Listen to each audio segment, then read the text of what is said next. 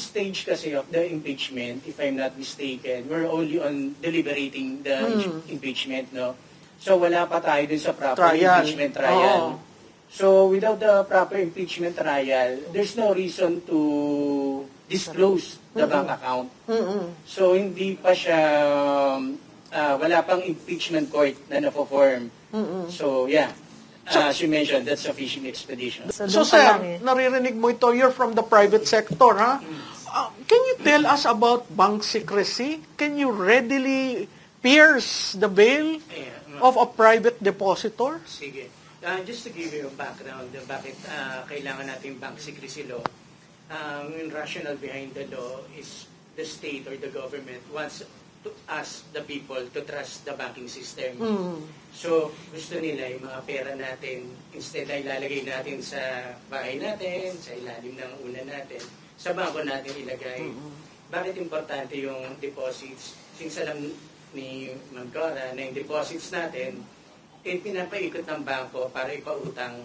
So, pinapautang yan sa mga negosyante na nag-spur ng growth sa economy. So, yun ang important. So, yung, what is the bank secrecy law, yung RA 1405? RA 1405 is, was created, it states that all deposits of whatever nature, including investment bonds issued by the government, are of purely confidential in nature.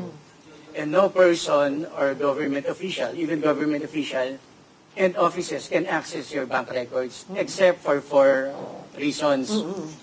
First is the signed waiver of the depositor themselves. So yung mismong may-ari ng account. Correct. So signed waiver. Pangalawa, in cases of impeachment. So pangatlo, court cases involving bribery and the dereliction of duty. And the fourth is when the funds in question is the subject matter of the litigation.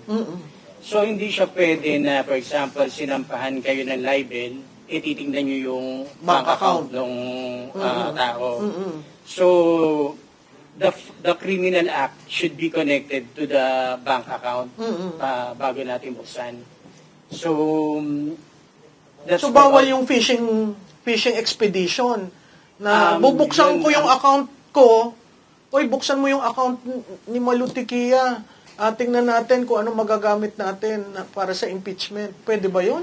Yes, oo. So, may mga tao na gustong i-circumvent yung bank secrecy law natin. No?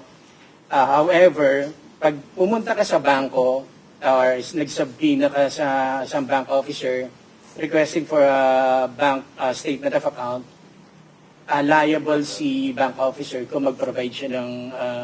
so hindi yan yung pag may subpoena? Yes, unless they fall under dun sa 4 reasons na nabanggit. Oo. So question, can the bank open the account of a private individual? Open mean access? Yes. A third party asking you open the bank accounts of Juan de la Cruz. No. The bank officer himself, no, cannot access. Can the bank open the bank accounts of a previous president?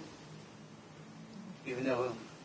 Can the bank open the account of the husband of an incumbent official? No. So technically, limited. When the subpoena, just in case there's a ongoing court case, kailangan specify yung Sir, diretso ko, may impeachment. Gusto nilang buksan ng account ni BP, ni PRRD, ng asawa ni BP. Pwede ba yon? At this stage kasi of the impeachment, if I'm not mistaken, we're only on deliberating the impeachment, no? So wala pa tayo dun sa proper impeachment trial. So without the proper impeachment trial, there's no reason to disclose the bank account. So hindi pa siya, wala pang impeachment court na na-form. So yeah. As you mentioned, that's a fishing expedition. That's a fishing expedition, right? So if the House Committee on Justice gives you a subpoena, you as a bank manager, will Without that... the impeachment. Oo. Without the just the House. Yes, the bank officer will be criminally liable under the law. Ayan. Yes. What is the impact to the economy if we start shaking the banks? Siyempre, mawawala yung tiwala sa mga bangko. Di ba? O pwede kang magka-bank run. Kasi siyempre, kunwari, ikaw yung bangko sa Bank ABC, nag-reveal ka, yung mga depositors mo maglalabas ng pera. Kasi wala silang tiwala. Baka mabigay nila yung details ko to anyone. Di ba? So kasi ang bank secrecy is about absolute confidentiality. Unless talagang may matigas na rason para ilabas yun, hindi sila maglalabas. Yes. And aside din sa bank secrecy of bank deposits, meron din tayong FCDU Act, the Foreign Currency Deposit Act. Yes. Ito mas stricter to. Even with the court case, you cannot open the bank account unless there is a waiver from the depositor.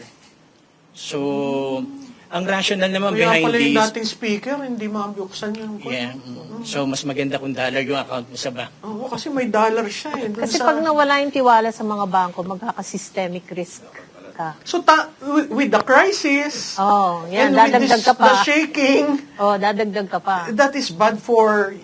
The whole system. Interesting. And the investment people who are looking Yeah, exactly, to mag-invest ako dito sa Pilipinas, pero sandali lang. Oo, Ang talagang gulo ninyo mapapag-isip. sa... Tapos Dami. ito sa bank. Daming issue. So, economic, financial, banking, and then security. All facets of government and governance right now is affected. By just the impeachment of the Vice President. And the Middle East and the crisis. Middle East crisis. Sir,